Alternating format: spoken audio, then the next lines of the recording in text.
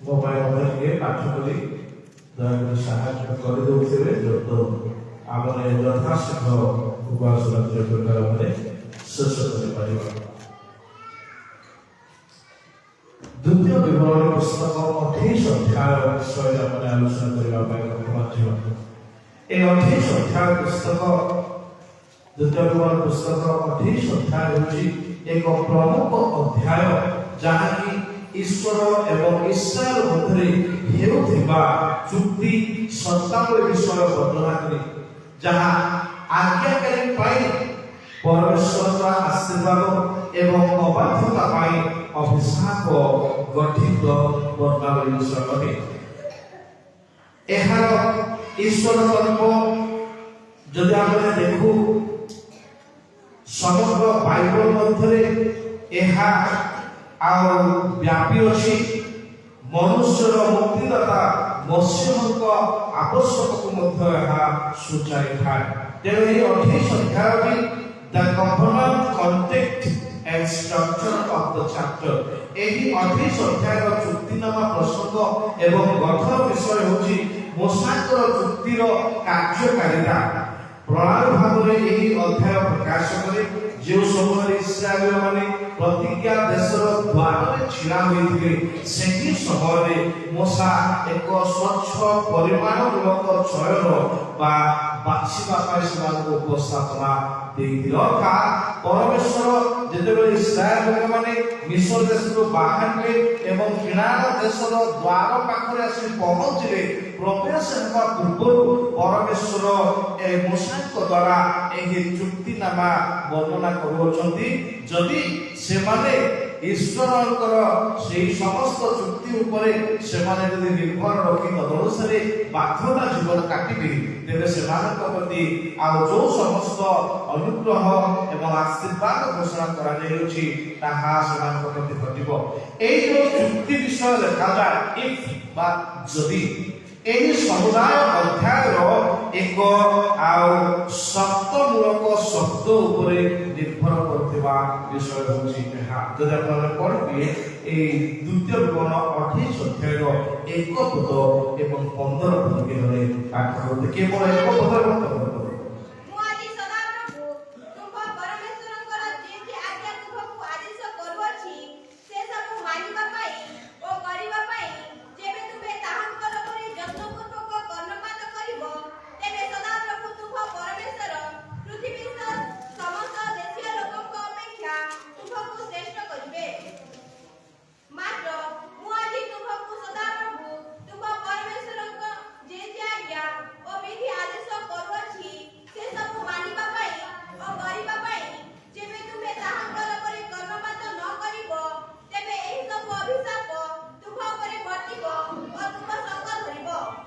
ଦେଖନ୍ତୁ ଏ ଦୁଇ ଗୋଟି ଯୋଉ ସର୍ତ୍ତ ପ୍ରଦାନ କରାଯାଇଅଛି ଗୋଟିଏ ସର୍ତ୍ତ ସେମାନେ ଯଦି ଆଜ୍ଞାବହତା ସ୍ୱୀକାର କରିବେ ସେମାନଙ୍କ ପ୍ରତି ଯାହା ଯାହା ପରମେଶ୍ୱରଙ୍କର ଆଶୀର୍ବାଦ ରହିଅଛି ତାହା ଅଟୋମେଟିକାଲି ଦିଆଯିବ। ଏଥିରୁ ଯଦି ବ୍ୟତିକ୍ରମ ହେବେ ତାହା ମଧ୍ୟ ସେମାନଙ୍କ ନିମନ୍ତେ ଅଟୋମେଟିକ ସେମାନଙ୍କ ଉପରକୁ ଆସିଯିବ। ଏଇଟା ହେଉଛି ସର୍ତ୍ତ। ତୁମେ ଯଦି କରିବ ଏହା ଆସିବ, ଯଦି ନ କରିବ ତାହା ଆସିବ। এইটা মনে রাখিবা নিহাতি আবশ্যক। অর্থাৎ সদাপ্রভু পরমেশ্বর পুরাতন নিয়মরে সে আরম্ভରୁ সে কহি আসুଛନ୍ତି you need to choose what you want to become। তোমার জীবন মধ্যে তুমি হি নিজে নির্মিত করিব তোমার নিমন্তে কোন ঘটিবার রহিছি আগকু। পরমেশ্বর চাহান্তি আমার জীবন মধ্যে আমি নির্মিত করিবা আমারকু আশীর্বাদ আবশ্যক না আমারকু দণ্ড আবশ্যক বা অভিশাপ আবশ্যক এহা নির্মিত করিব আমারকু বাছিবাকু পরমেশ্বর প্রদান করছেন। বাছিবা তো আমরা অনেক সময় বিভিন্ন মল মানকরে যাও শহ শহ জিনিস গুড়াক বাছি কোটা হলে গোটে আমার ইচ্ছা অনুসারে আমরা নেই আসু। পরমেশ্বর যদি বাছিবা পাই কহিଅଛନ୍ତି বাছিবা ଲୋକମାନଙ୍କୁ ଉତ୍ତମ ବିଷୟ ବାଛିବା ପାଇଁ କହୁଅଛନ୍ତି, ଯଦି ନ ବାଛିବା ଲୋକମାନଙ୍କୁ ଅଟୋମେଟିକ ତାଙ୍କର ଦଣ୍ଡ ସେ ପୂରଣ କରିଦେଉଛନ୍ତି। ଏଇଟା ହେଉଛି ସତ୍ତାବେଳେ ଯଦି ତୁମେ विश्वस्तता भाव में विषय को मानिब ताहले तुमको प्रति ଏହା घटिब जदि न मानिब ताहा ए प्रकार भाव तुमको घटिब ଏହା प्रकाश करती ए royal treaty format has been given by God परमेश्वर एक राजकीय चुक्ति आकृति गठन विषय को से प्रकाश करियछथि अर्थात राजकीय चुक्ति जो विषय आसी जाउछि राजकीय चुक्ति को अंगीकार करबा मानक निमंते निश्चित भाव में अनेक पुरस्कार विषय रही अछि किंतु राजकीय चुक्ति को अपमान करबा लोक मानक निमंते मते कहिर दंड सुनिश्चित रही थाए एक राजकीय चुक्ति ए स्थान रे सदाप्रभु परमेश्वर सेवा को प्रदान करती एहा ए प्रकार लोक मानक निमंते अर्थात एहा प्राचीन निकट पूर्वांचल आ सामंत राजा मानकर चुक्ति सदृश एक चुक्तिनामा अटे प्रतिबिंब करे जेउठारे जने राजा जिहोवा ताको लोक इस्राएल मानक परि आ विश्वासतार लाभ एवं विद्रोहतार दंड विषय को से वर्णना करते जे जो माने ताहांकरे विश्वस्त अटंती से लोकमानक प्रति विश्वस्ततार परिणाम सेमानकर लाभर विषय को से रखंती आ जो लोक माने विद्रोह रे अछंती सेमानकर विद्रोहाचरणर दंड विषय सेमानक प्रदान करती ए 28 पद से चुक्ति नामा को वर्णना करे टोटली 28 पद जो आरंभ करे पढिबे शेष पर्यंत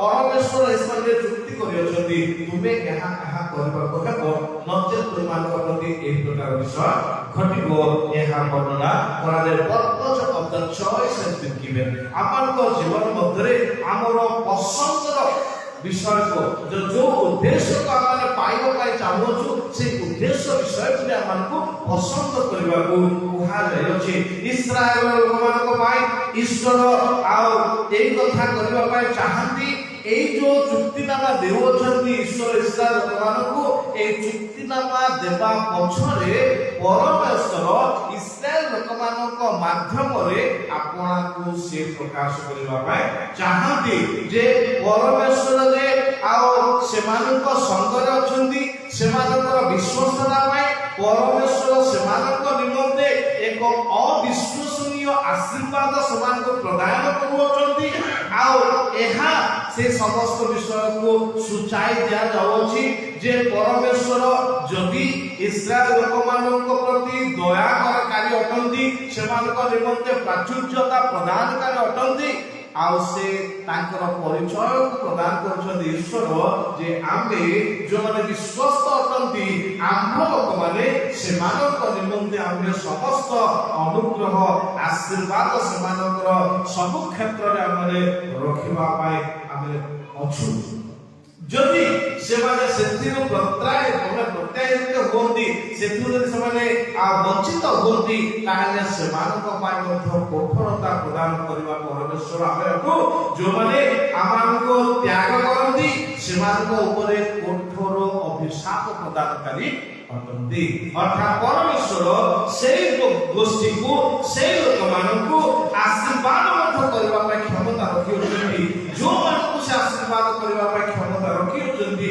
सेमानकर अबाध्यता सकाशु सेमानकर अभिशाप मध्य से रखियोछंती तेणु आमे एतनो उद्यान को जीवा समय रे सेइठु या मानको चॉइस देबा विषय प्रदान करा जायछि तुमମାନଙ୍କ सम्मुखरे अनेक वृक्षर फल रहियोछि सेति मध्यरे दीटा वृक्ष को परमेश्वर चिन्हित करि कहले से मध्यस्थल रे गोटे वृक्ष रहियोछि से वृक्षर नाम होछि सत ज्ञानदायक वृक्ष आ गोटे वृक्ष होछि अमृत वृक्ष अमृत वृक्षर फल को एवं अन्य समस्त वृक्षर फल को भोजन करबा निमंते अधिकार देइथिले परमेश्वर किंतु से सत ज्ञानदायक वृक्ष विषय कहिले सेही वृक्षर फल तुमे खाइबो नै जदि तुमे खाइबो नितांत मरिबो एहा परमेश्वर से स्थानरे आरंभ करियछन्ती तेणु ताहा जे पुरातन नियम रे सही दला आपरे भागत नै नूतन नियम मध्य ताहा त्वरान्वित हे आसोछि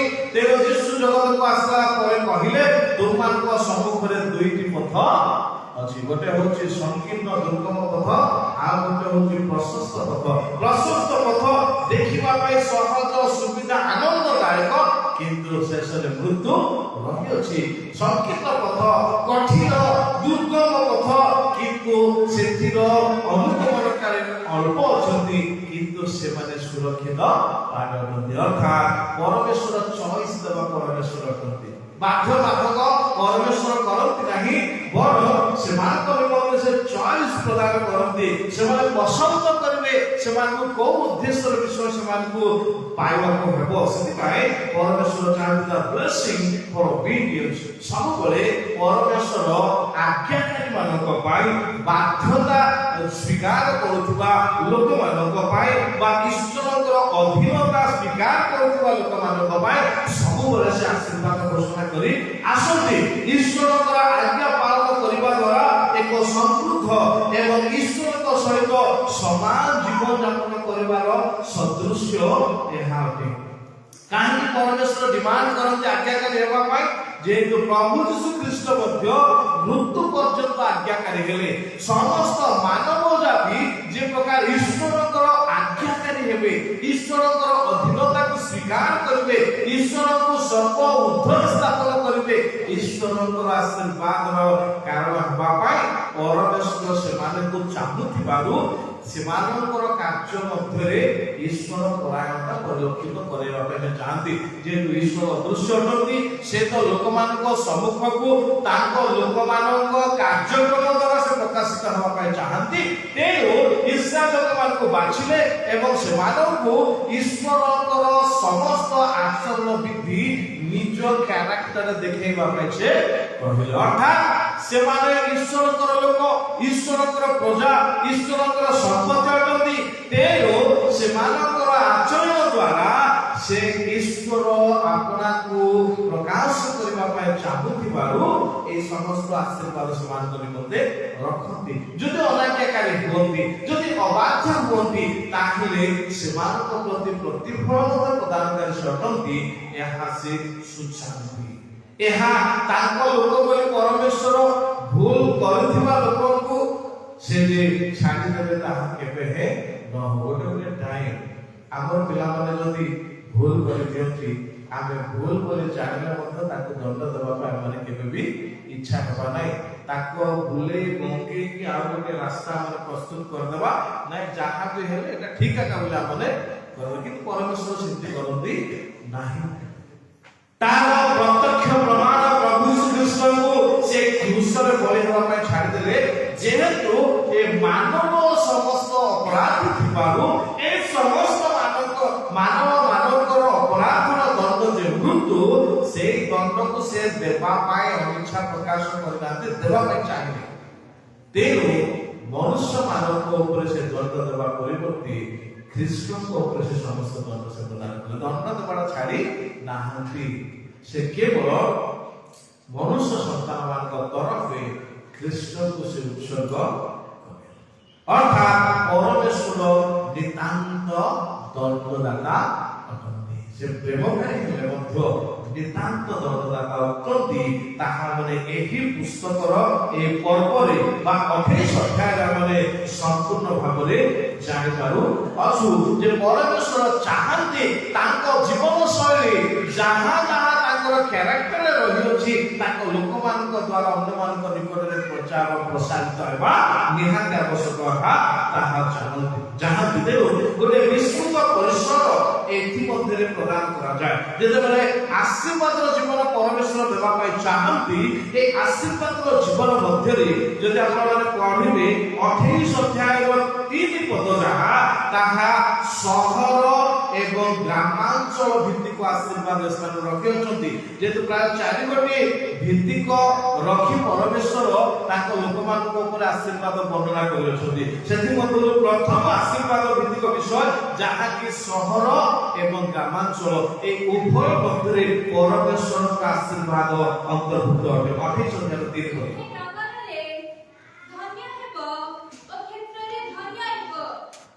ଏ ସମୟରେ ନଗରରେ ଧନ୍ୟ ହେବା ବିଷୟ ଅଛି। ଅର୍ଥାତ୍ ଯେକୌଣସି ସ୍ଥାନରେ ହେଲେ ମଧ୍ୟ ସେମାନେ ନିଶ୍ଚିତ ଭାବରେ ଆଶୀର୍ବାଦ ପ୍ରାପ୍ତ ହେବେ। ସେମାନଙ୍କର ରହଣୀ ସ୍ଥଳ ଆଶୀର୍ବାଦ ଯୁକ୍ତ ହେବ ସେମାନେ ଯେଉଁ ସ୍ଥାନରେ ପାଦ ପକେଇବେ ସେହି ସ୍ଥାନ ସେମାନଙ୍କର ମধ্যେ ଆଶୀର୍ବାଦ ଯୁକ୍ତ ହେବେ ସେମାନେ ଗ୍ରାମରେ ରୁହନ୍ତୁ କିମ୍ବା ସହରରେ ରୁହନ୍ତୁ ଈଶ୍ୱର ସେମାନଙ୍କ ସହିତରେ ଅଛନ୍ତି ଏହା ପ୍ରତିପାଦିତ କରୁଛି କାରଣ ଆଜ୍ଞାକାରୀ ଲୋକମାନଙ୍କ ପାଇଁ ପରମେଶ୍ୱର ସେମାନେ ଯେକୌଣସି ସ୍ଥାନରେ ଥିଲେ ମଧ୍ୟ ସେମାନଙ୍କ ସହିତରେ ରହିବାର ଚୁକ୍ତି এই স্থানে সে প্রদান করুଛନ୍ତି দ্বিতীয় চুক্তি বিষয় 28 অধ্যায়ର 4 পদ তুম্ভ শরীরର ফଳ ও তুম্ভ ভূমির ফଳ ও তুম্ভ পশুর ফଳ অর্থাৎ গোবর্ষ ও মেষফলের শাবক ধন্য ହେବ দেখন্তু এথিরে পারিবারিক আশীর্বাদ রহিଅଛି পরিবার মধ্যে সেମାନଙ୍କ নিমন্তে পারিবারিক আশীর্বাদ পরমেশ্বর রখନ୍ତି ଆଉ ସେମାନଙ୍କର ଜୀବନ ପତ୍ର ପ୍ରତିଟି କର୍ମକୁ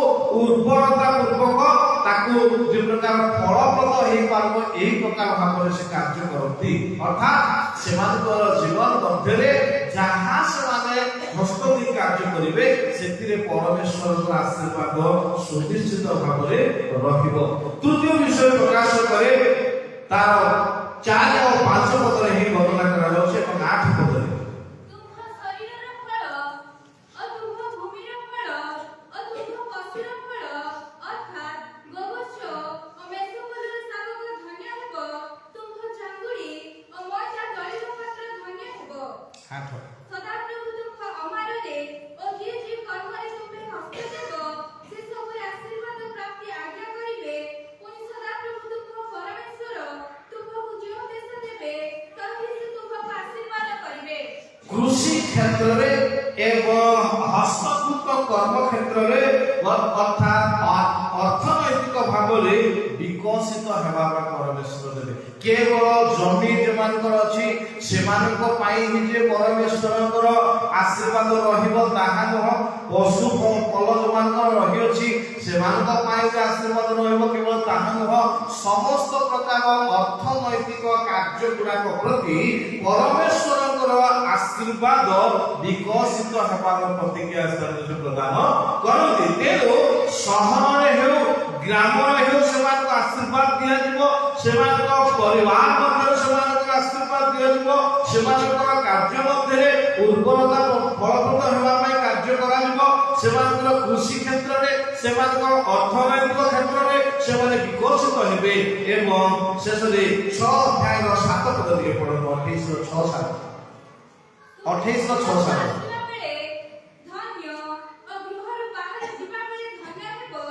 ସଦାପ୍ରଭୁ ତୁମ୍ଭ ବିରୁଦ୍ଧରେ ଥିବା ଶତ୍ରୁମାନଙ୍କୁ ତୁମ୍ଭ ଆଗରେ ପରାସ୍ତ କରାଇବେ ସେମାନେ ଏକ ପଥ ଦେଇ ତୁମ୍ଭ ବିରୁଦ୍ଧରେ ଆସିବେ ମାତ୍ର 7 ପଥ ଦେଇ ତୁମ୍ଭ ସମ୍ମୁଖରେ ପଳାଇବେ ବ୍ୟକ୍ତିଗତ ସୁରକ୍ଷାର ପ୍ରତିଜ୍ଞା ମଧ୍ୟ ରହିଅଛି ଆବଶ୍ୟକ ବିଷୟ ଦିଅନ୍ତି ପାରିବାରିକ ଭାବରେ ଗ୍ରାମୀୟ ଭାବରେ କିମ୍ବା ଅର୍ଥନୈତିକ ଭାବରେ ହେଉ ଆଉ ବ୍ୟକ୍ତିଗତ ଭାବରେ ମଧ୍ୟ ପରମେଶ୍ୱର ସୁରକ୍ଷା ଦେବା ପାଇଁ ପ୍ରତିଜ୍ଞା କରନ୍ତି ପରମେଶ୍ୱର ଯେଉଁମାନେ ତାଙ୍କ ଉପରେ ନିର୍ଭର ରଖନ୍ତି ତାଙ୍କର ଆଜ୍ଞାକାରୀ ହୁଅନ୍ତି ସେମାନଙ୍କ ପ୍ରତି ଏହି ସମସ୍ତ କାର୍ଯ୍ୟ ସେ ସୁରକ୍ଷାର ହସ୍ତ ମଧ୍ୟ କରି ଆଗକୁ ବଢ଼ିଥାନ୍ତି କାରଣ ଯେଉଁ ଚୁକ୍ତିନାମା ବିଷୟ ବର୍ଣ୍ଣନା କରାଯାଇଅଛି ଏହା ଈଶ୍ୱର ପୂରଣ କରିବା ପାଇଁ ଚାହାନ୍ତି କାରଣ ଏଥିର ଚରମ ଆଶୀର୍ବାଦ ହେଉଛି ପ୍ରଭୁ ଦୁର୍ଗମାନଙ୍କୁ ତାଙ୍କ ପବିତ୍ର ଲୋକ ଭାବରେ ପ୍ରତିଷ୍ଠିତ କରିବେ এই ସମସ୍ତ ମଧ୍ୟରେ ତାଙ୍କର ଗୋଟିଏ ପୂର୍ଣ୍ଣତା ସ୍ଥାନରେ ସେ ପ୍ରକାଶ କରନ୍ତି ଯେଉଁ ଲୋକମାନେ এই ସମସ୍ତ ଆଶୀର୍ବାଦର ଅଂଶ ବିଶେଷ ହୁଅନ୍ତି ଯେଉଁମାନେ ଆଜ୍ଞାକାରୀ ହୁଅନ୍ତି ବାଧ୍ୟତା ସ୍ୱୀକାର କରନ୍ତି ଅଧୀନତା ହୁଅନ୍ତି ଈଶ୍ୱରଙ୍କ ଇଚ୍ଛା ପାଳନ କରନ୍ତି সেই ଲୋକମାନଙ୍କୁ ସେ ପବିତ୍ର ଲୋକ ଭାବରେ ପ୍ରତିଷ୍ଠା କରିବେ ଏହା ଈଶ୍ୱରଙ୍କର କାର୍ଯ୍ୟ ଅଟେ ସେ 28 ଅଧ୍ୟାୟର 9 ପଦ ତୁମ୍ଭେ ସଦାପ୍ରଭୁ ଆପଣା ପରମେଶ୍ୱରଙ୍କ ଆଜ୍ଞା ପାଳନ ଓ ତାହାଙ୍କ ପଥରେ ଗମନ କଲେ ସଦାପ୍ରଭୁ ଆପଣା ଶପଥ ଅନୁସାରେ ତୁମ୍ଭକୁ ଆପଣା ପବିତ୍ର ଲୋକ କରି ସ୍ଥାପନ କରିବେ ଭୌତିକ ସାମଗ୍ରୀରେ ସମୃଦ୍ଧି କରିବେ ତା ସହିତ ସେ ଏହା ମଧ୍ୟ ପ୍ରକାଶ କରନ୍ତି ଯେଉଁ ଚୁକ୍ତି ସମୂହ ପରମେଶ୍ୱର ଏହି ସମ୍ପର୍କରେ ସେ ପ୍ରଦାନ କରୁଅଛନ୍ତି ତାର ଏକ ସଂକେତ ଏବଂ ଏହି ପ୍ରକାର ପରିସ୍ଥିତି ପରମେଶ୍ୱର ଆଣିବେ ଯାହା ଏହା କ୍ଷଣିକ ନୁହଁ ବରଂ ଏହାର ଶେଷ ହେବ ନାହିଁ ଅର୍ଥାତ୍ ଏହା ସମସ୍ତଙ୍କୁ ସମ୍ପୂର୍ଣ୍ଣ ମାତ୍ରାରେ ପ୍ରଦାନ କରିବେ, ଯାହା ଅନନ୍ତ କାଳ ସ୍ଥାୟୀ ପ୍ରତିଜ୍ଞା ସଦୃଶ ରହିବ। ଏହା କେବଳ କିଛି ସମୟ ପାଇଁ ନୁହଁ, ବରଂ ସବୁ ସମୟ ପାଇଁ ପରମେଶ୍ୱର ଏହା ପ୍ରକାଶ କରନ୍ତି। ଆଉ ରାଷ୍ଟ୍ରୀୟ ପଦୋନ୍ନତିର କାର୍ଯ୍ୟ କରନ୍ତି, ରାଷ୍ଟ୍ରୀୟ ଭାବରେ ପଦୋନ୍ନତି କରନ୍ତି, ଆଉ ସମ୍ମାନର ବୃଦ୍ଧି ସେ ପ୍ରଦାନ କରନ୍ତି। 2:28 ଯାହା ଆମେ ପଢୁଥିଲୁ ଏବଂ 12-13 ଯଦି ଆମେ ଅଧ୍ୟୟନ କରୁ ତାହେଲେ ସେ ଆହୁରି କେତେକ ପ୍ରତିକ୍ରିୟା ସେ ସ୍ଥାନରେ ପ୍ରଦାନ କରନ୍ତି। 12-13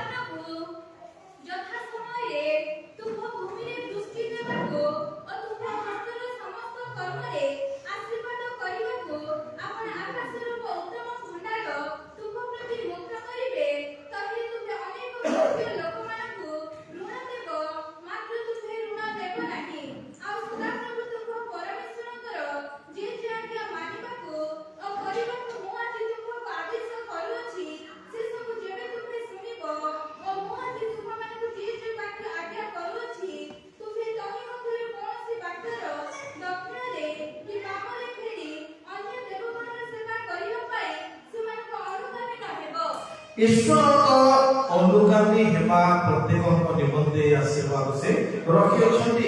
ସମଗ୍ର ରାଷ୍ଟ୍ର ଯେତେ ବି ଅଛି ସେ ସମସ୍ତ ରାଷ୍ଟ୍ରମାନଙ୍କ ଠାରୁ ଇସ୍ରାଏଲ ଲୋକମାନଙ୍କୁ ଏକ ଉଚ୍ଚ ପଦବୀରେ ସେ ସେମାନଙ୍କୁ ସ୍ଥାପନ କରିଥିଲେ। ଅର୍ଥାତ୍ ସମସ୍ତେ ପରମେଶ୍ୱରଙ୍କର ଲୋକମାନଙ୍କୁ ঊର୍ଦ୍ଧ୍ୱ ସ୍ଥାନରେ ଦେଖିବେ, କାରଣ ଏହା ପରମେଶ୍ୱରଙ୍କର କର୍ମ। ପରମେଶ୍ୱର ନିଜେ ସେମାନଙ୍କୁ ଉଚ୍ଚ ଉନ୍ନତ କରିବା ପାଇଁ ସେ ପ୍ରକାଶ କରୁଅଛନ୍ତି ଏବଂ ସେମାନେ ଗୋଟିଏ ଋଣ ପ୍ରଦାନକାରୀ ବ୍ୟକ୍ତି ଭାବରେ ସେମାନେ ଛିଡ଼ା ହେବେ ଏବଂ ସବୁବେଳେ ସେମାନଙ୍କୁ ମସ୍ତକ ସଦୃଶ ପରମେଶ୍ୱର ଛିଡ଼ା କରିବେ ଏବଂ ସେମାନଙ୍କ ଦ୍ୱାରା ସମଗ୍ର ଇସ୍ରାଏଲ ଲୋକମାନଙ୍କ ଦ୍ୱାରା ଈଶ୍ୱରଙ୍କର ଅନୁଗ୍ରହ ଲୋକମାନଙ୍କ ନିକଟରେ ପ୍ରକାଶିତ ହେବ। ଏ ସମସ୍ତ କାର୍ଯ୍ୟକ୍ରମ ଯେତେବେଳେ ଲୋକମାନେ ଦେଖିବେ ପରମେଶ୍ୱର ଏ ସମସ୍ତ କାର୍ଯ୍ୟ କରିଅଛନ୍ତି, ସେହି ସମୟରେ ଈଶ୍ୱର ସେ এই ପ୍ରକାର କାର୍ଯ୍ୟକାରୀ ଅଟନ୍ତି। ଆଉ ଏହା ସେମାନଙ୍କ ନିମନ୍ତେ ଚିହ୍ନ ସ୍ୱରୂପ ହେବ ଯେ ପରମେଶ୍ୱର ଯୋଉମାନଙ୍କର ଈଶ୍ୱର ଅଟନ୍ତି, ଯୋଉମାନଙ୍କୁ ନିଜର ଆୟତରେ ରଖିଅଛନ୍ତି, ସେମାନଙ୍କ ନିମନ୍ତେ ପରମେଶ୍ୱର ସର୍ବେସର୍ବା ଅଟନ୍ତି। ଏହା ଲୋକମାନେ ଚିହ୍ନିବେ, ଜାଣିବେ ଯେ ପରମେଶ୍ୱର ତାଙ୍କ ଲୋକମାନଙ୍କ ନିମନ୍ତେ ଏହି ମଙ୍ଗଳର କାର୍ଯ୍ୟ ସମସ୍ତ ସେ ସାଧନ କରନ୍ତି। କାରଣ ଆଜ୍ଞାବହତାର ସର୍ତ୍ତ ସେ ରଖିଅଛନ୍ତି ଏବଂ ସେ ଆଜ୍ଞାବହତାର ସର୍ତ୍ତରେ ପରମେଶ୍ୱର ସେମାନଙ୍କୁ ଆଶୀର୍ବାଦ ପ୍ରଦାନ କରନ୍ତି। ଋତୁ ବିବରଣ 7:12 ଟିକେ ତଳକୁ ପଢିବେ।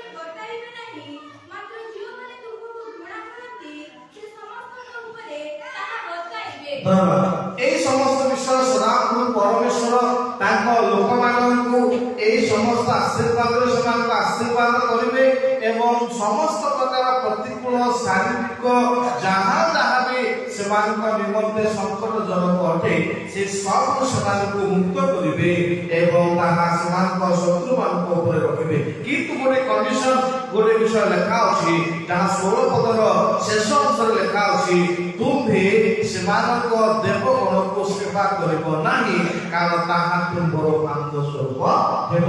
ଯଦି କୌଣସି କାଳେ ଜଣେ ବ୍ୟକ୍ତି ଯଦି ଦେବ ମାନଙ୍କ ପଛକୁ ଚାଲିଯାଏ, ତାହେଲେ ସେମାନଙ୍କ ନିମନ୍ତେ ଏହି ସମସ୍ତ ଅମଙ୍ଗଳ ନିତାନ୍ତ ଭାବରେ ରହିବ। ସେମାନେ ଈଶ୍ୱରଙ୍କର ଇସ୍ରାଏଲ ବଂଶଲୋକ ହୁଅନ୍ତୁ ନା କାହିଁକି, କିନ୍ତୁ ସେମାନଙ୍କ ନିକଟରେ ସର୍ତ୍ତ ରଖାଯାଇଅଛି, ସେମାନେ ଭୁଲରେ ବି କେବେ ବି ସେମାନେ ଦେବଗଣ ଅନ୍ୱେଷଣ କରିବେ ନାହିଁ। ଯଦି କରିବେ ତାହେଲେ ଏହି ସମସ୍ତ ବିଷୟ ଦଣ୍ଡ ସ୍ୱରୂପେ ସେମାନଙ୍କ ଉପରେ ନିତାନ୍ତ ଭାବରେ ପଡ଼ିବ। ଯିଶାୟ ତାର 1:19।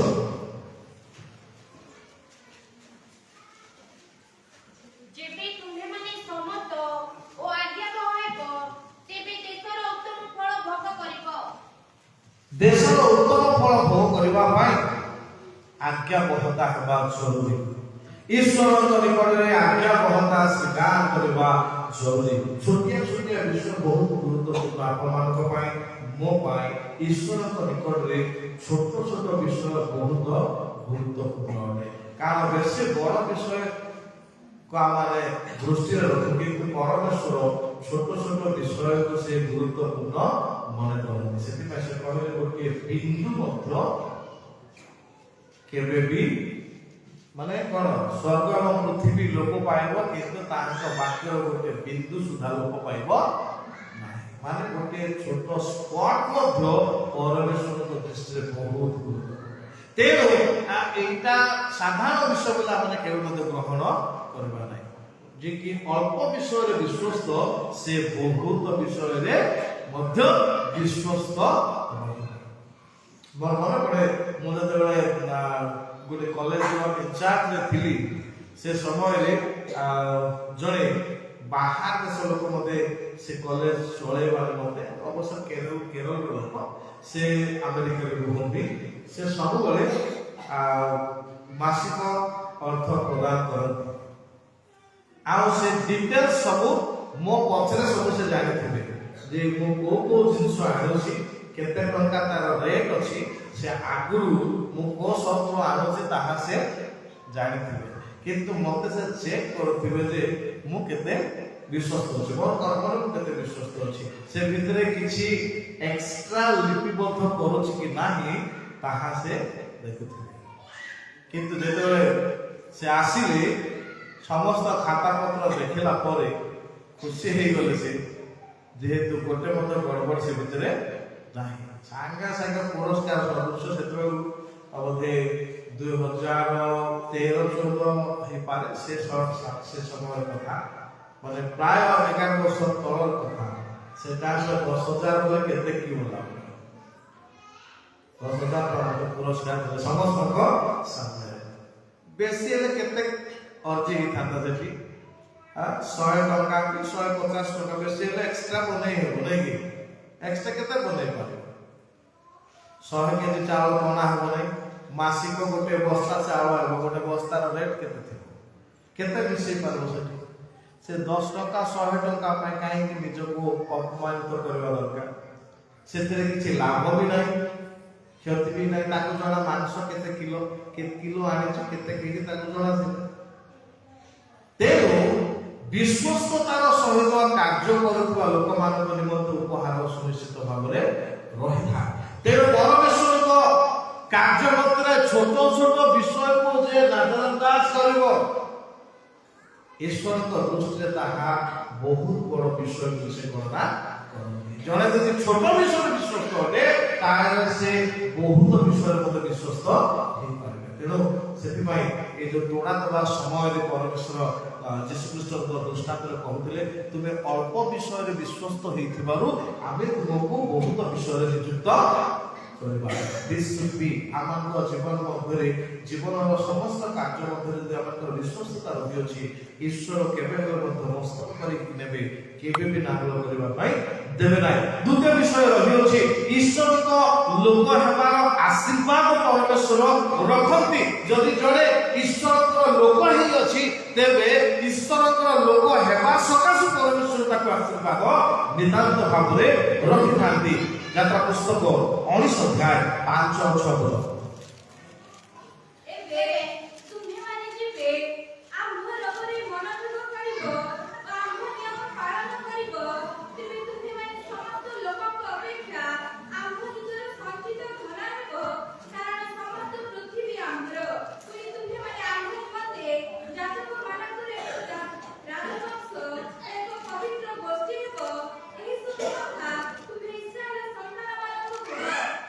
ଦେଖନ୍ତୁ ଈଶ୍ୱରଙ୍କର ନିଜସ୍ୱ ଲୋକ ହେବାର ଅଧିକାର ସେ ପ୍ରଦାନ ଏ ସ୍ଥାନରେ କରିଦେଉଛନ୍ତି। ଯଦି ସେମାନେ ଈଶ୍ୱରଙ୍କ ଭାବର ମନୋଯୋଗ କରିବେ, ସେମାନେ ଯଦି ଈଶ୍ୱରଙ୍କର ନିୟମ ରକ୍ଷା କରିବେ, ତେବେ ପରମେଶ୍ୱରଙ୍କର ସେମାନେ ସମସ୍ତେ ଈଶ୍ୱରଙ୍କର ସଞ୍ଚିତ ଧନ ବୋଲି ହେବେ।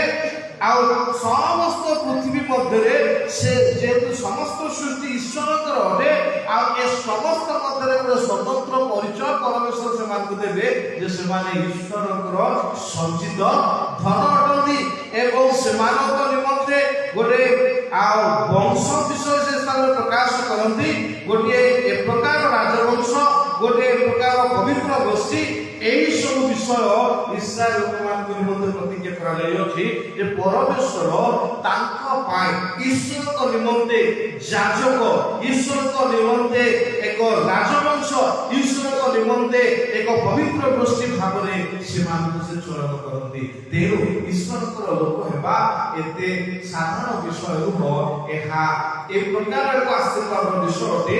ସିଧାସଳଖ ଈଶ୍ୱରଙ୍କର ପରିବାରଭୁକ୍ତ ହେବାର ଆଶୀର୍ବାଦ ପରମେଶ୍ୱର ସେମାନଙ୍କୁ ପ୍ରଦାନ କରନ୍ତି। ସେ ଦ୍ୱିତୀୟ ବିବରଣ 26 ଅଧ୍ୟାୟର 18 ବିଷୟ। ପୁଣି ସଦାପ୍ରଭୁ ଆଜି ଏହି ଅଙ୍ଗୀକାର କରିଅଛନ୍ତି ଯେ ତାହାଙ୍କ ପ୍ରତିଜ୍ଞା ଅନୁସାରେ ତୁମେ ତାହାଙ୍କର ସଞ୍ଚିତ ଧନ ହେବ ଓ ତାହାଙ୍କର ସମସ୍ତ ଆଜ୍ଞା ମାନିବ। ପୁଣି ସେ ତୁମକୁ ପ୍ରଶଂସାରେ ଓ ନାମରେ ଓ ସମ୍ମାନରେ ଆପଣଙ୍କ ସୃଷ୍ଟ ସମସ୍ତ ଦେଶୀୟ ଲୋକମାନଙ୍କ ଅପେକ୍ଷା ଶ୍ରେଷ୍ଠ କରିବେ। ଆଉ ତୁମେ ତାହାଙ୍କ ବାକ୍ୟ ଅନୁସାରେ ସଦାପ୍ରଭୁ ତୁମ ପରମେଶ୍ୱରଙ୍କ ଉଦ୍ଦେଶ୍ୟରେ ପବିତ୍ର ଲୋକ ହେବ। ଆଜ୍ଞାକାରୀ ଲୋକମାନଙ୍କ ଜୀବନ ମଧ୍ୟରେ ଯେଉଁମାନେ ପରମେଶ୍ୱରଙ୍କର ସଞ୍ଚିତ ଧନ ସଦୃଶ ଅଟନ୍ତି, ସେମାନେ ଈଶ୍ୱରଙ୍କର ଆଜ୍ଞା ପାଳନକାରୀ ହେଇଥିବାରୁ ପରମେଶ୍ୱର ସେମାନଙ୍କୁ ପ୍ରଶଂସାରେ, ସେମାନଙ୍କୁ ସମ୍ମାନରେ ପରମେଶ୍ୱର ସେମାନଙ୍କୁ ସମସ୍ତ ଦେଶୀୟ ଲୋକମାନଙ୍କ ଉପରେ ଶ୍ରେଷ୍ଠ କରିବାର ପ୍ରତିଜ୍ଞା କରିଅଛନ୍ତି। ଏବଂ ସେମାନଙ୍କ ପାଇଁ ଈଶ୍ୱରଙ୍କର ବାକ୍ୟ ଅନୁସାରେ ସେ ପରମେଶ୍ୱରଙ୍କର ଉଦ୍ଦେଶ୍ୟରେ ପବିତ୍ର ଲୋକ ଭାବରେ ସେମାନଙ୍କର ପରିଚୟ ସେ ପ୍ରଦାନ କରିବେ। ତେଣୁ ଈଶ୍ୱରଙ୍କର ଆଜ୍ଞା ବହୁ ଛୋଟିଆ ବିଷୟ ହେଲେ ବି ତାହା ଏହି ସମସ୍ତ କ୍ୱାଲିଟି ସମୂହ ମାନଙ୍କ ନିକଟରେ ରହିଥାଏ। ତେଣୁ ସଦାପ୍ରଭୁ ପରମେଶ୍ୱରଙ୍କ ଠାରୁ ଏହି ସମସ୍ତ ବିଷୟ ଆଜ୍ଞାକାରୀ ହେଇଥିବା ପ୍ରତ୍ୟେକଙ୍କ ନିମନ୍ତେ ଆସିଥାଏ। ଆଉ ଯଦି ଯେ ଆଜ୍ଞାକାରୀ ନ ହେଲେ ମଧ୍ୟ ନୀରବ ରହିବା ଲୋକମାନଙ୍କ ପାଇଁ ତାର ଅପୋଜିଟ୍ ଆସିଯାଏ। ଦ ମିରର ରିଭର୍ସାଲ, ଓଲଟା ପ୍ରତିବିମ୍ବ ହୋଇଯାଏ। ତୋଡ଼ା ଦେଇଥିବା ଲୋକମାନଙ୍କ ମଧ୍ୟରେ ଆପଣମାନଙ୍କ ସମସ୍ତଙ୍କର ମନ ଥିବ, ଜଣେ 5, ଜଣେ 2, ଆଉ ଗୋଟିଏ ତୋଡ଼ା ନେଇଥିଲା। ଗୋଟିଏ ତୋଡ଼ା ଯେ ନେଇଥିଲା, ସେ ତୋଡ଼ା ନେଇଥିବା ଲୋକ କିଛି କରିନାହିଁ। ସେ ଚୁପଚାପ ଖୁସ୍ କରି କ'ଣ କରୁଛି, ଗାତ ଖୋଳି ତାର କ'ଣ କରୁଛି, ପୋତି ଦେଇଛି। He has not done anything to that. ମାନେ ସେ ବ୍ୟବସାୟ କରିନାହିଁ, କୌଣସି ବିଷୟ କରିନାହିଁ, ତା ପ୍ରତି ଦେଖିବି ନାହିଁ। ତୁମେ ଏ ପ୍ରକାର ନିଷ୍ଠୁର ଲୋକ ଯେ ଯୋଉଠାରେ ବୁଣି ନଥାଅ ସେଠାରେ କାଟି ଖାଅ, এই সমস্ত ডায়লগ তার পাখরু বাহারি ଥିଲା। ସେଥିପାଇଁ ମୁଁ ଭୟ କଲି ଏବଂ ତୁମର ଜିନିଷକୁ ମୁଁ କ୍ଷତି କରି ନାହିଁ, ଖର୍ଚ୍ଚ କରି ନାହିଁ, ଯେମିତିଟା ଦେଇଛ ସେମିତି କରି ହିଁ ରଖିଦେଇଛି।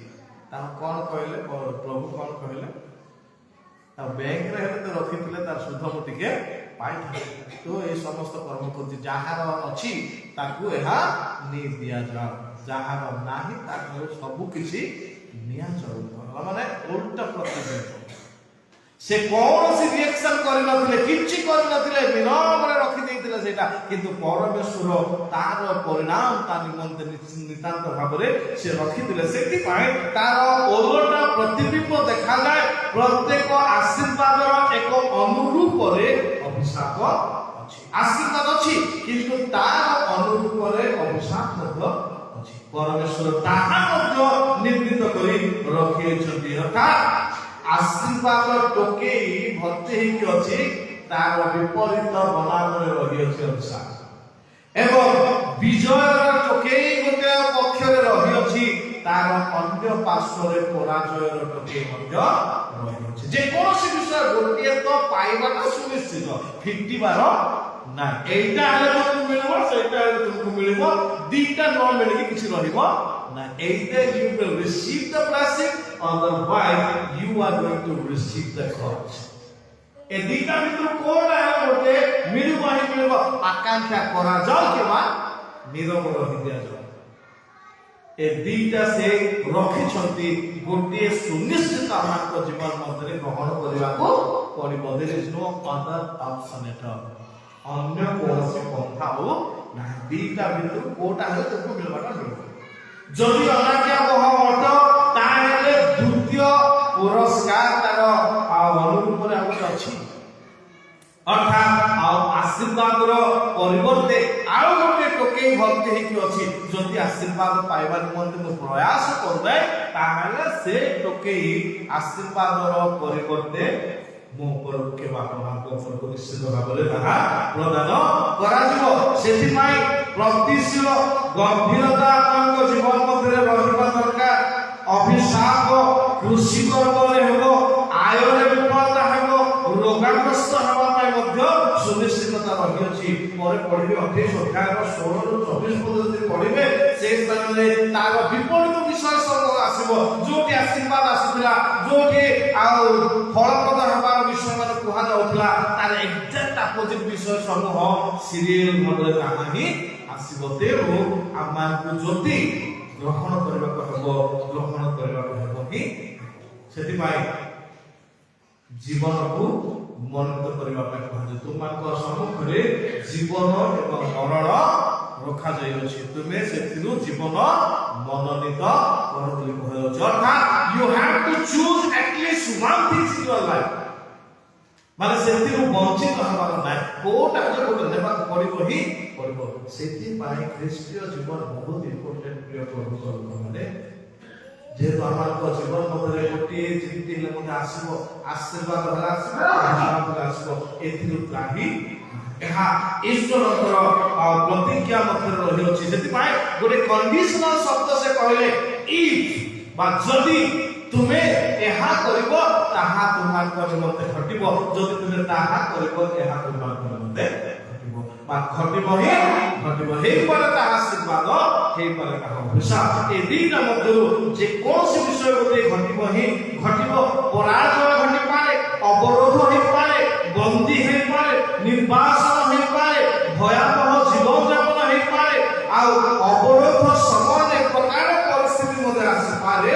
ନିଜ ପରିବାର ମାଂସ ଭକ୍ଷଣ କରିବାର ମଧ୍ୟ ଦିନ ଆସିପାରେ। ସେଥିପାଇଁ ଯେତେବେଳେ ଆପଣମାନେ ସେ 28 ଅଧ୍ୟାୟର 53 ତଳକୁ ପଢିକି ଯିବେ, ନିଜ ସନ୍ତାନ ମାନଙ୍କର ମାଂସ ମଧ୍ୟ ଖାଇବା ପାଇଁ ପଛାଇ ନାହାନ୍ତି। ସେତେ ଅଭାବ, ସେତେ ସମସ୍ୟା, ସେତେ ଦୁର୍ଦ୍ଦଶା, ସେତେ ପ୍ରକାର ପ୍ରତିକୂଳ ପରିସ୍ଥିତି ସମୂହ ଆସିଅଛି, କାରଣ ସେମାନେ ଈଶ୍ୱରଙ୍କର ଆଜ୍ଞାବହ ହେବା ପାଇଁ ଅବମାନନା କରିଥିବାରୁ ଏହା ନିଶ୍ଚିତ ଭାବରେ ସେମାନଙ୍କୁ ପ୍ରଦାନ କରାଯିବ ହିଁ।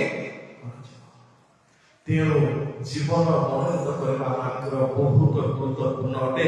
ଯେହେତୁ ତାର ମୂଳ କାରଣ ରହିଅଛି ଅଭିଶାପ ଥାଏ, କାରଣ ଈଶ୍ୱରକୁ ପରିତ୍ୟାଗ କରିଥିଲେ ନିତାନ୍ତ ଭାବରେ ଏହା ପରିଣାମ ସଦୃଶ ଆସିଥାଏ। ଏଥିର ମୂଳ ବିଷୟ ଏହି ଅଧ୍ୟାୟରେ ଈଶ୍ୱରଙ୍କ ଠାରେ ଯେଉଁମାନେ ସମ୍ପର୍କରେ ବିଦ୍ରୋହ କରନ୍ତି, ତାର ପରିଣାମ ସମସ୍ତ ସୃଷ୍ଟି ଉପରେ ପ୍ରଭାବିତ କରେ, କାରଣ ପ୍ରଭୁ ସମସ୍ତ ସୃଷ୍ଟିର ଏକମାତ୍ର ମାଲିକ ଅଟନ୍ତି। ତେଣୁ ତାଙ୍କ ଇଙ୍ଗିତ ବିନା କୌଣସି ବିଷୟର ପରିଚାଳନା ନାହିଁ। ତେଣୁ ଆମେ ତାଙ୍କ ଦୃଷ୍ଟିର ଅଗୋଚରରୁ କୌଣସି ବିଷୟ ପାଇପାରିବା ନାହିଁ। ସେଥିପାଇଁ ଈଶ୍ୱରଙ୍କୁ ପ୍ରଥମ ସ୍ଥାନ ଦେବା ଆମର କର୍ତ୍ତବ୍ୟ। ତେବେ ଆମର ମଇଦା ଚାଙ୍ଗୁଡ଼ି ଯାହା ଯାହା ମାନଙ୍କର ରହିଅଛି, କୁହାଯାଏ ନଗରରେ ତୁମେ ଧନ୍ୟ, କ୍ଷେତ୍ରରେ ତୁମେ ଧନ୍ୟ, ଶରୀର ଫଳରେ, ଭୂମି ଫଳରେ, ପଶୁ ଫଳରେ, ଗୋବର୍ଷ ମେଷ ଶାବକ, ଏ ସମସ୍ତ ତୁମ ଚାଙ୍ଗୁଡ଼ି ଓ ମଇଦା ଦଳିବା ପାତ୍ର, ଆଉ ଗୃହକୁ ଆସିବା ବେଳେ, ଗୃହରୁ ଯିବା ବେଳେ ତୁମେ ଧନ୍ୟ ହେବ। ଆଉ ସମସ୍ତ ପ୍ରତିକୂଳ ଶତ୍ରୁ ମାନେ ଗୋଟିଏ ପଥରେ ଆସିଲେ ମଧ୍ୟ 7 ପଥରେ ଚାଲିଯିବେ ବୋଲି ପ୍ରତିଜ୍ଞା କରାଯାଏ। ଏବଂ ପରମେଶ୍ୱର ସେମାନଙ୍କୁ ଶାରୀରିକ ସ୍ୱାସ୍ଥ୍ୟ ପ୍ରତିଜ୍ଞା ମଧ୍ୟ ପ୍ରଦାନ କରନ୍ତି। ତେଣୁ ପ୍ରିୟ ପ୍ରଭୁଙ୍କ ଲୋକମାନେ ଆମେ ମନେ ରଖିବା ଦରକାର, ଈଶ୍ୱରଙ୍କର ଆଶୀର୍ବାଦକୁ ଆମକୁ ଗ୍ରହଣ କରିବା ପାଇଁ ହେବ। ଏହା ଗ୍ରହଣ କରିବା ପାଇଁ ଆମକୁ ବିଶ୍ୱସ୍ତତା, ବାଧ୍ୟତା, ଆଜ୍ଞାକାରିତା ଏବଂ ଅଧୀନତ୍ୱ ଈଶ୍ୱରଙ୍କ ଠାରେ ରଖିବା ଆମର କର୍ତ୍ତବ୍ୟ। ଏହାର ପ୍ରତ୍ୟକ୍ଷ ପ୍ରମାଣ ପ୍ରଭୁ ଯୀଶୁ ଖ୍ରୀଷ୍ଟ ଦେଲେ ଯେ ସେ ଈଶ୍ୱର ରୂପୀ ହେଲେ ହିଁ ଆପଣ ଈଶ୍ୱରଙ୍କ ସହିତ ସମାନ କରି ରଖିବା ବିଷୟ ମନେ କଲେ ନାହିଁ, ବରଂ ସେ କଣ ହେଲେ ଦାସ ରୂପ ଧାରଣ କଲେ ଏବଂ ମୃତ୍ୟୁ ପର୍ଯ୍ୟନ୍ତ ଆଜ୍ଞାକାରୀ ହେଲେ। ତେଣୁ ଆଜ୍ଞାକାରୀ ହେବା ଆମମାନଙ୍କର ଏବଂ ଦେଶକୁ ଇମ୍ପୋର୍ଟାଣ୍ଟ ରହିଅଛି। ତେଣୁ ପ୍ରଭୁ ଆମ ସମସ୍ତଙ୍କୁ ତାଙ୍କ ଅଧୀନତା ସ୍ୱୀକାର କରି ତାଙ୍କ ଆଜ୍ଞାକାରୀ ହେଇ ତାଙ୍କ ଆଶୀର୍ବାଦର ଅଂଶୀ ହେବା ପାଇଁ ଏବଂ ତାଙ୍କ ପରିଚୟକୁ ଆମ ଜୀବନ ମଧ୍ୟରେ ଅନ୍ୟମାନଙ୍କ ନିମନ୍ତେ ପ୍ରକାଶ କରିବା ପାଇଁ କାର୍ଯ୍ୟକାରୀ କରନ୍ତୁ। ତେଣୁ ପ୍ରଭୁ ଆମ ସମସ୍ତଙ୍କୁ ବହୁ ଭାବରେ ଆଶୀର୍ବାଦ କରନ୍ତୁ। ସର୍ବଶକ୍ତିମାନ ପ୍ରଭୁ ତୁମ ପବିତ୍ର ମହାନାମର ଧନ୍ୟବାଦ କରୁଛୁ, ପ୍ରଶଂସା କରୁଛୁ, ଗୌରବ କରୁଛୁ। କାରଣ ମହାନ ଏବଂ ଭୟଯୁକ୍ତ ପରମେଶ୍ୱର ଆମମାନଙ୍କ ଜୀବନ ମଧ୍ୟରେ ତୁମ ଦୟା, ତୁମ କରୁଣା ପ୍ରଭୁ ଯଥେଷ୍ଟ ପରିମାଣରେ ରଖିଅଛ। ପ୍ରଭୁ ତୁମରି ଆଶୀର୍ବାଦର ପରିମାଣ ଆମମାନଙ୍କର ମଧ୍ୟ ଅତ୍ୟଧିକ। ଗୌରବ କରୁଛୁ, ପ୍ରଶଂସା କରୁଛୁ ତୁମ ଆଜ୍ଞାକାରୀ ହେବା ପାଇଁ। ପ୍ରଭୁ ତୁମ ଇଚ୍ଛା ଅଭିମତରେ ପ୍ରଭୁ ବାଧ୍ୟତା ଅଛି ବର କାଟି ତୁମ ଅଧୀନତାରେ ରହିବା ପାଇଁ ସବୁ ଗୌରବ ମହିମା କେବଳ ତୁମକୁ, କାରଣ ଯୀଶୁଙ୍କ ନାମରେ ମାଗୁଛୁ। ଧନ୍ୟବାଦ।